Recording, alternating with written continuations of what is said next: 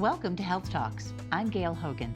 Certain heart tests can predict and sometimes help prevent future cardiac events. Dr. Wesley Milks is here to share more. Dr. Milks, what are some tests that you can tell if someone has heart issues? Yeah, Gail, we know that people can get a sense of their risk for heart disease using an assessment of factors that we know contribute to heart disease risk, such as age, sex, and presence of certain health conditions like high cholesterol, diabetes, or high blood pressure. This gives us a general estimate, but some people want a more individualized assessment of what their personal risk is. And there are certain blood tests and imaging tests that can help us get a better sense of that. How do you know who needs these extra tests or to go further in assessing someone's heart issues? That's a great question. I think these extra tests are not for everybody, but in certain individuals who may have a strong family history of heart disease, particularly at a young age, may benefit from these additional testing. Can you give me examples then of some of the additional tests? Yeah, there are certain blood tests as well as imaging tests that can help us further hone our individual risk of heart disease in a given person. One example is the lipoprotein A level. We know that LDL is that traditional form of bad cholesterol that many people are familiar with. However, LDL is not the only bad cholesterol. And lipoprotein A is a special form of bad cholesterol that is really more determined by genetics than lifestyles, and not even really modified by a typical medication like statins. So lipoprotein A can be elevated in certain families with that strong or premature heart disease risk. Once you have that information, then what do you do with it?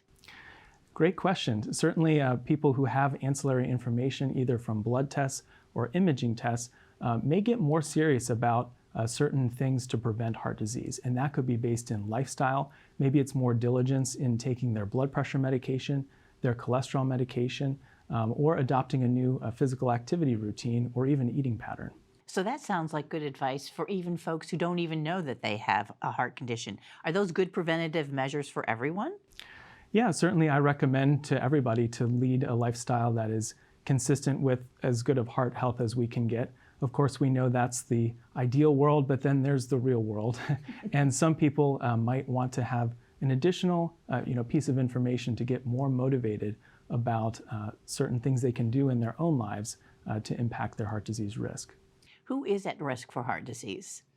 Yeah, we know that, again, with advancing age, men, on average, more than women at an early age will get heart disease, but we know that heart disease still is the #1 killer in women as well.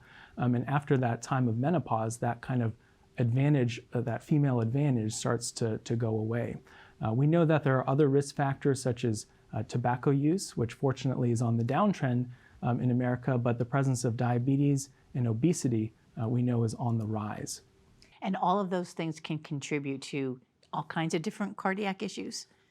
They can. Certainly what I'm most focused on is atherosclerotic heart disease. So that refers to the plaque process in the arteries that leads to most forms of heart attack and stroke. But certainly there are other heart diseases that are important as well, such as arrhythmias like atrial fibrillation, which can lead to stroke or heart failure. Beyond blood tests, are there any other imaging tests that can help predict cardiac issues? Yes, there's one in particular that's been shown to be really effective in helping hone that individual heart disease risk assessment, and that is the coronary artery calcium score. Now, this is a low-dose CAT scan that is geared towards looking at the heart, looking at the arteries that feed the heart its blood supply. And we know that people in their younger or middle-aged years really should have no detectable plaque disease around the arteries. So even the detection of a small amount of plaque early in life could represent a potentially more severe or premature development of heart disease in certain individuals. So that's the kind of information that coronary artery calcium score can help us get. And I will tell you from my own experience, when people see images of their heart where we can visually see that plaque is forming, they often get a lot more motivated about heart-healthy lifestyle habits or adherence to certain medications like statins or blood pressure medications to reduce their risk moving forward. And for some of these folks, it is genetic. So no matter what they've been doing, it's still a rough road, right?